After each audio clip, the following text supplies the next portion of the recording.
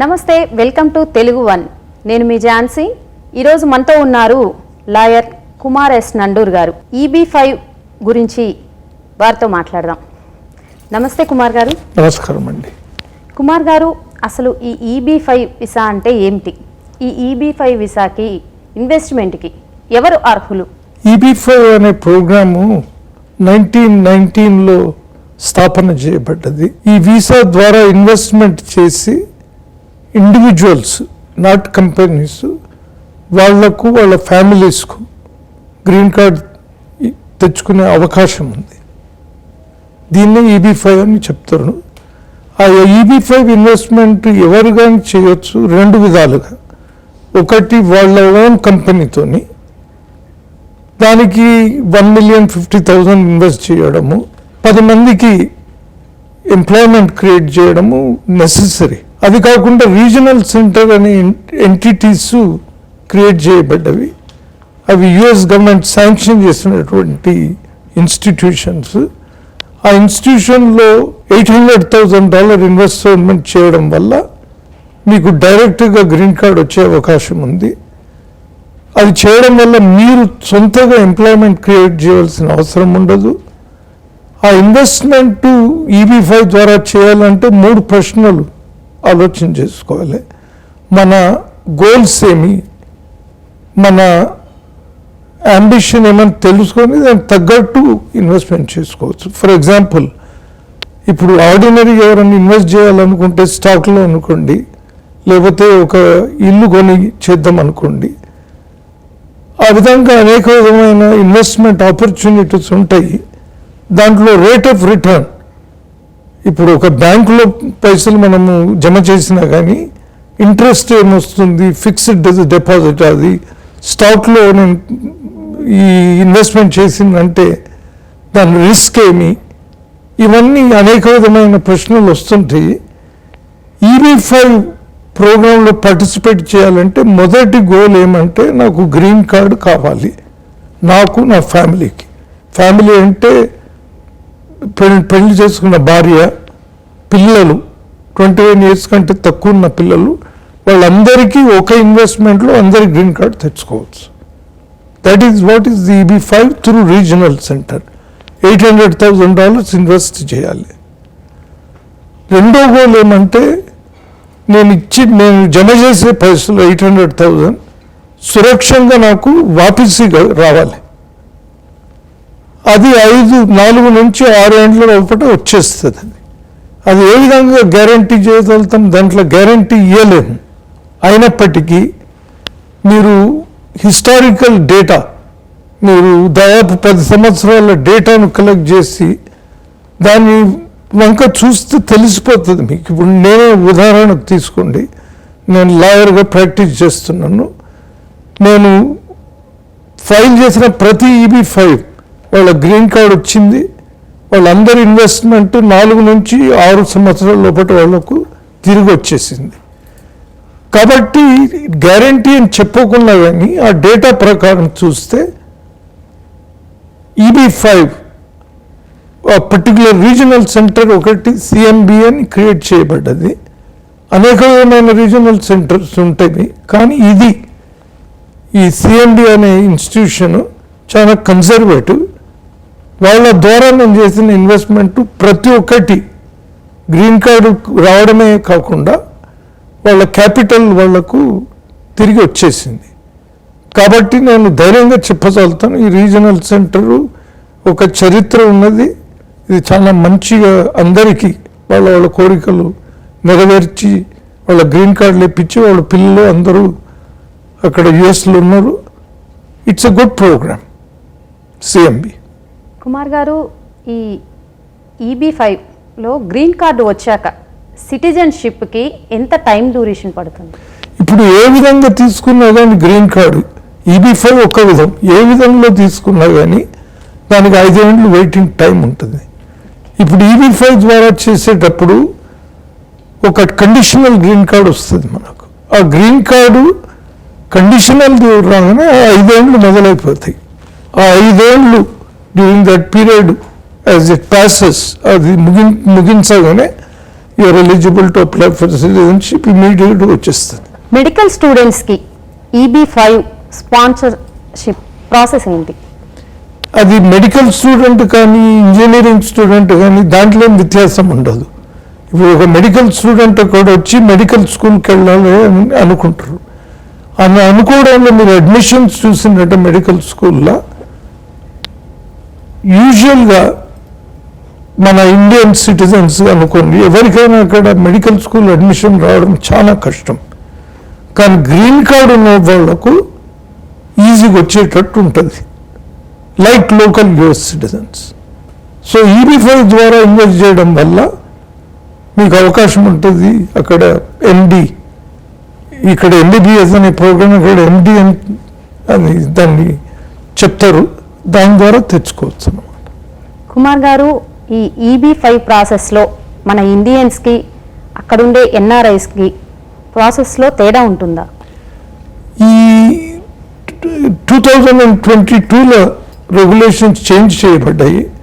దానివల్ల ఇప్పుడు ఎవరన్నా యుఎస్లో ఉంటే ఐదర్ స్టూడెంట్ అనుకోండి, H1 వీసా హోల్డర్ అనుకోండి, వాళ్ళు అక్కడనే అప్లై చేసేయచ్చు.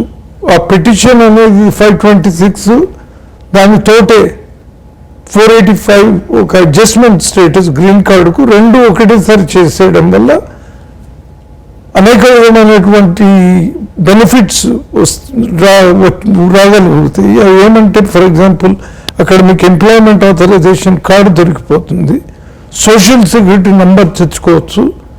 మీకు ఇండియా నుంచి రావుడు పోవుడు గ్రీన్ కార్డు వచ్చే వరకు ఈజీగా అయిపోతుంది. మీరు కౌన్సిలేట్లో వెళ్ళి లైన్లో నిలబడి ఇవన్నీ అవసరం ఉండవు.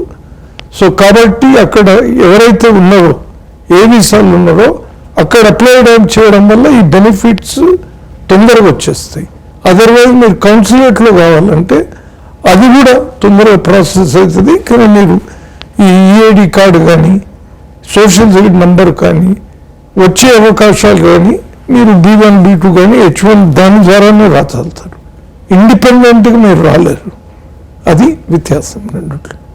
కుమార్ గారు, ఇందులో ఇన్వెస్ట్మెంట్ కోసం మనీని ఎలా ట్రాన్స్ఫర్ చేయాలి? ఇండియా నుంచి చేయొచ్చా, యుఎస్లోనే పే చేయాలా? అన్ని విధాలుగా చేయొచ్చు. అది యుఎస్లో చేయాలనుకుంటే మీరు అనుకోండి, ఇప్పుడు H1 వీసాలు వచ్చిన స్టూడెంట్స్, F1లో వచ్చిన వాళ్ళు వాళ్ళ పేరెంట్స్ వాళ్ళ ద్వారా ఇన్వెస్ట్మెంట్ చేయాలనుకుంటే ఆ విధంగా చేయొచ్చు. ఉన్నోళ్లకు H1 వీసా ఉన్నోళ్ళు వాళ్ళకు 10-15 ఏళ్ళు అవుతుంది గ్రీన్ కార్డు రావడానికి. వాళ్ళు వచ్చే సంపాద్యంలో ఇల్లు కొనుక్కుంటారు, దాని వాల్యూ ఎక్కువ అవుతుంటుంది.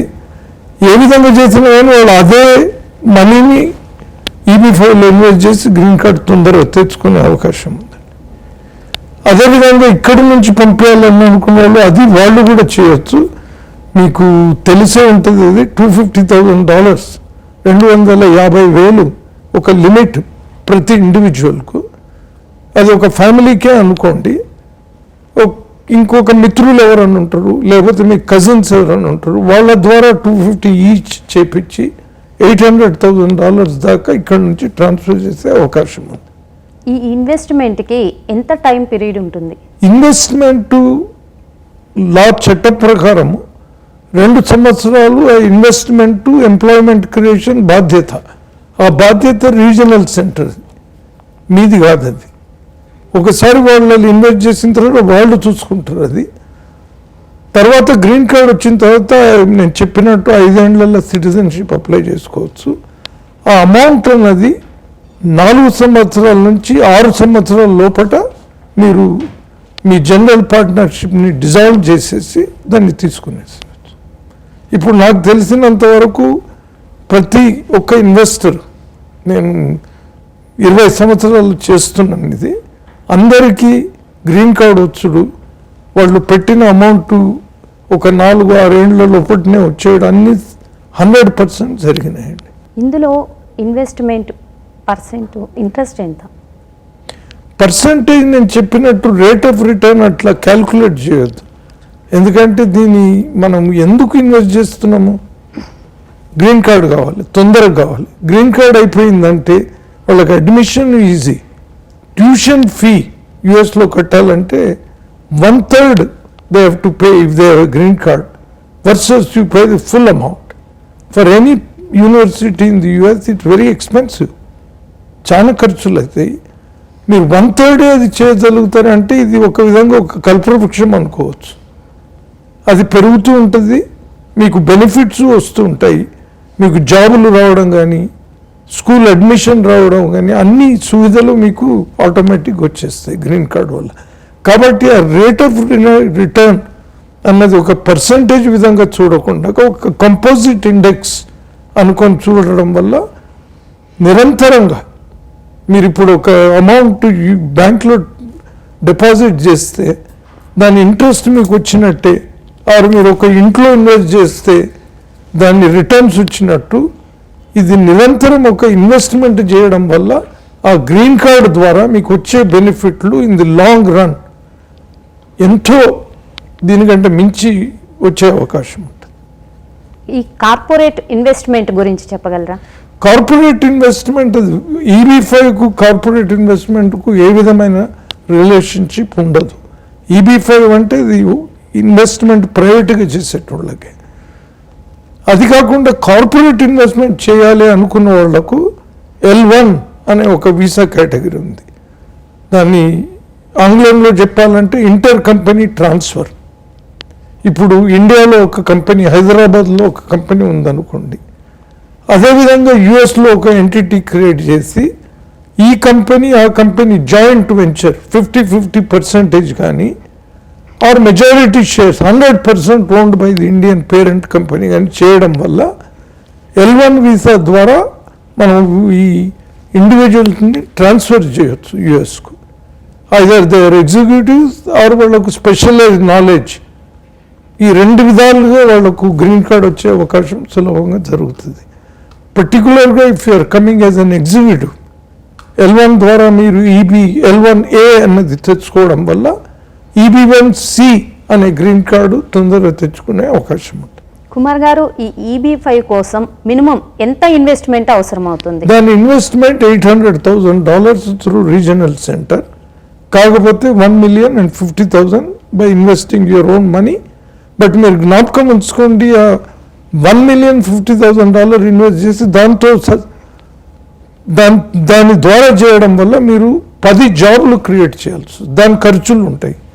కాబట్టి 95% ఆఫ్ ది పీపుల్ రీజనల్ సెంటర్లో పెట్టేసి గ్రీన్ కార్డ్ తొందరగా తెచ్చుకుంటే మంచిదని ఇది చాలా మంది అనుభవం వల్ల తెలిసిపోతుంది స్పష్టంగా.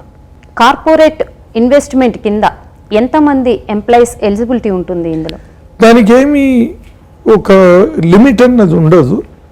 అయినప్పటికీ కానీ మీరు ఇప్పుడు ఒక $200,000 కార్పొరేట్ ఇన్వెస్ట్ చేస్తే మీకు అనేక విధమైన ఖర్చులు ఉంటాయి కదండి. ఆ ఖర్చులను పెట్టుకొని ఎంతమందిని మీరు ఎంప్లాయ్ చేయగలుగుతారు, ఎంతమంది ఎగ్జిక్యూటివ్స్ కావాలి, ఇవన్నీ ఒక బిజినెస్ ప్లాన్ ద్వారా మా లా ఆఫీస్ మీకు హెల్ప్ చేస్తుంది.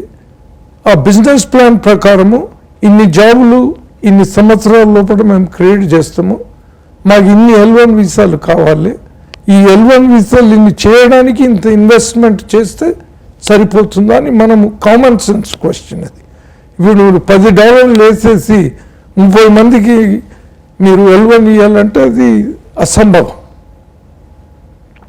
కామన్ సెన్స్ టెస్ట్ అన్నమాట. మీరు ఇప్పుడు ఒక $1 million ఇన్వెస్ట్ చేసి మీకు 20 మందికి చేయాలంటే ఇట్స్ గుడ్. ఆ ఇండస్ట్రీ దానికి తగ్గట్టు కూడా చేయాల్సి వస్తుంది. That is the answer. ఈ EB5 ఇన్వెస్టర్స్ మనీ వెనక్కి వస్తుందా రాదా? తప్పకుండా. నాకు తెలిసినంత వరకు ఏ ఇన్వెస్ట్మెంట్లు అయితే నేను వేల కొద్ది చేసినాను EB5 ద్వారా అందరికీ గ్రీన్ కార్డ్ వచ్చేసింది. అందరికీ ఇన్వెస్ట్మెంట్ 4 నుంచి 6 సంవత్సరాల లోపల రిటర్న్ అయిపోయింది.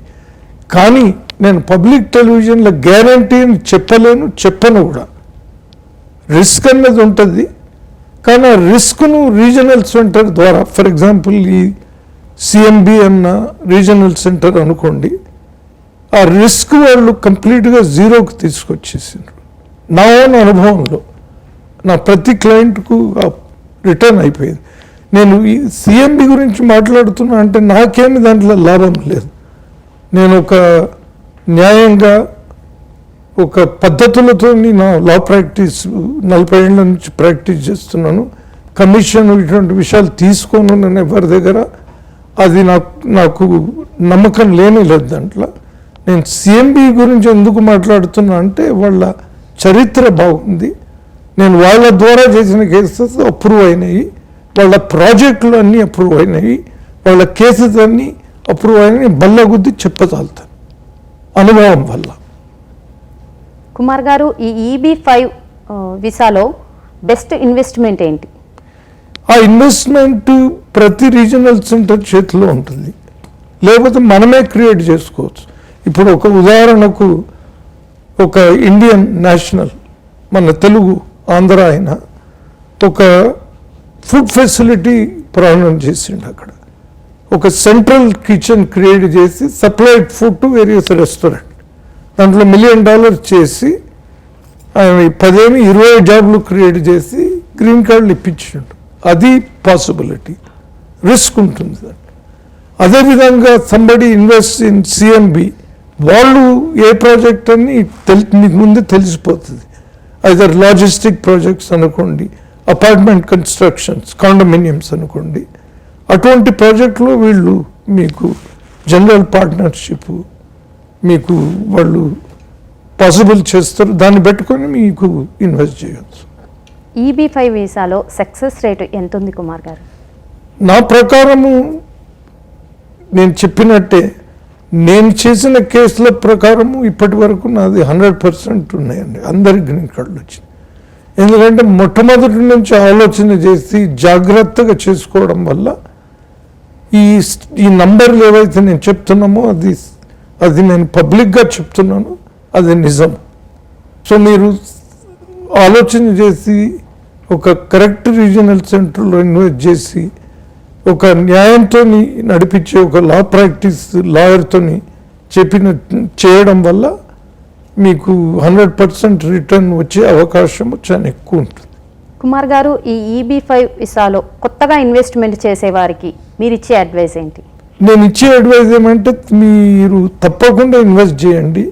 దీని లాభాలు నేను చెప్పినట్లు నిరంతరంగా మీకు ఒక ఇయర్లీ వస్తూనే ఉంటాయి. మీరు ఒకసారి ఆ ప్రైసులు మీకు రిటర్న్ అయిపోయిన తర్వాత మీరు గ్రీన్ కార్డ్ హోల్డర్గా మీరే కంపెనీలు స్టార్ట్ చేసుకోవచ్చు, మీరే ఇన్వెస్ట్మెంట్లు చేసుకోవచ్చు, మీ పిల్లలు స్కూల్లో చదువుకోవచ్చు, తక్కువ ఫీజు కట్టవచ్చు. EB-5 తప్పకుండా తొందరగా వచ్చేది. ఈ న్యూ లా ప్రకారము దాదాపు 2 ఏళ్ళ లోపలనే వచ్చే అవకాశం ఇప్పుడు మొదటిసారిగా ప్రారంభమైంది. తప్పకుండా EB-5 చేయాలని నేను రికమెండేషన్ చేస్తున్నాను. నాకు దీంట్లో వచ్చేది ఏమి లాభం లేదు, నా ప్రాక్టీస్ నడిపిస్తున్నాను. నేను అన్ని వీసాలు చేస్తాను. స్టూడెంట్స్ అనుకోండి, ఇండియా నుంచి కొంతమంది మ్యారేజ్ చేసుకొని వస్తారు, వాళ్ళ స్పౌసెస్కు గ్రీన్ కార్డ్ తెలిసి వాళ్ళ పేరెంట్స్కు అందరికీ చేసిన మనిషిని నేను. అన్ని విధాలుగా గ్రీన్ కార్డ్ చేసుకోవచ్చు. బట్ EB-5 చేయడం వల్ల ఇవన్నీ పాసిబిలిటీస్ మీకు వస్తాయి. మీ ఓన్ పేరెంట్స్, మీరు సిటిజన్ కాగానే మీరు ఇమీడియట్గా చేయొచ్చు, మీ పిల్లల్ని తీసుకొని వెళ్ళొచ్చు.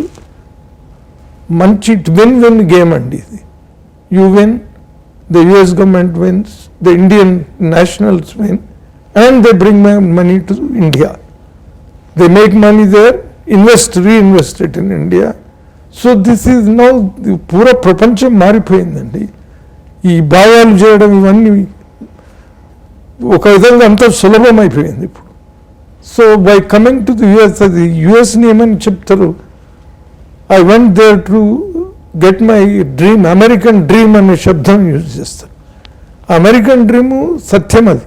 ఇప్పుడు నేనే అనుకోండి, 20 ఏళ్ళు నాకు నేను వెళ్ళినప్పుడు, ఈరోజు ఒక పెద్ద ప్రాక్టీస్ పెట్టి అక్కడ దాదాపు 25 మందికి ఉద్యోగాలు ఇచ్చి, వేల కొంతమంది గ్రీన్ కార్డులు తెప్పించి, not only Indians, throughout world, academy prize winners అనుకోండి, మ్యూజిషియన్స్ అనుకోండి, సైంటిస్టులు అనుకోండి, అందరికీ గ్రీన్ కార్డ్ చేసి కార్పొరేట్ ప్రెసిడెంట్స్ అనుకోండి. ఈ అవకాశాలు అమెరికన్ డ్రీమ్ అని చెప్పొచ్చు. అది ఈరోజు నిజము, ఏనాటికి నిజం. అది ఇట్స్ ఎ ఫ్రీ కంట్రీ.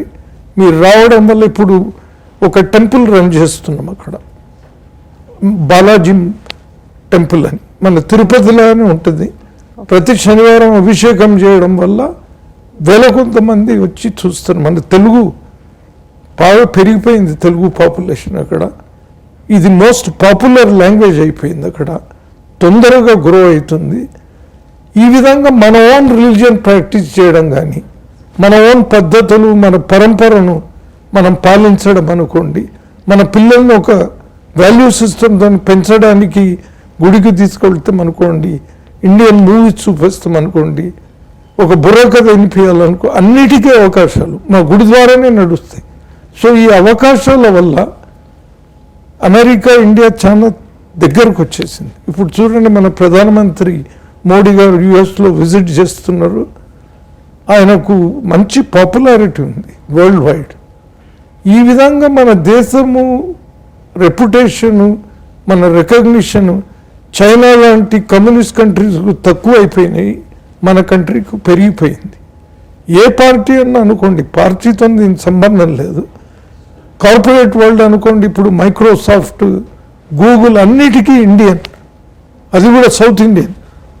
మీరు చూస్తే మీకు మైక్రోసాఫ్ట్ మన హైదరాబాద్ పబ్లిక్ స్కూల్కి వెళ్ళిన ఆయన దాని అధ్యక్షుడు. అదేవిధంగా మీరు మేనేజ్మెంట్ స్కూల్ తీసుకోండి, హార్వర్డ్ కానివ్వండి, ప్రతి ప్రముఖమైన స్కూలు మన ఇండియనే దాని డీన్. ఇట్లా ఇండియన్ ఇన్ఫ్లుయెన్స్ పెరిగిపోయింది అక్కడ. సో ఇది మంచి అవకాశం అని నాకు నా నమ్మకం. అక్కడ పోవడం వల్ల మన వాల్యూస్ కానీ, మన పరంపర కానీ మనం మర్చిపోము. ఇప్పుడు ఈ రోజుకు కూడా నేను తెలుగు మాట్లాడుతున్నాను. అక్కడ వెళ్ళి నేను 50 ఏళ్ళు అయిపోయింది. నేను మీరు మాట్లాడినట్టు స్వచ్ఛమైన తెలుగు మాట్లాడకున్నా కానీ జ్ఞాపకం ఉంచుకొని మాట్లాడుతున్నా అంటే దానికి క్రెడిట్ యుఎస్కు ఇవ్వాలండి. అవకాశాలు క్రియేట్ చేస్తారు, మనకు రెస్పెక్ట్ ఇస్తారు. మన రిలీజన్ అనుకోండి, ఎంతోమంది వైట్ అమెరికన్స్ అందరూ గుడికి వస్తారు. మనం చేసే మన పరంపరలో నమ్మకం ఉంటుంది వాళ్ళకు. ఈ విధంగా that country is a country of dreams, country of opportunities and countries where people will grow, there is no discrimination. అది నా ద్వారా నేను చెప్తున్నాను, మీ టీవీ ద్వారా. Thank you so much Kumar garu. నమస్కారం అండి. Thank you.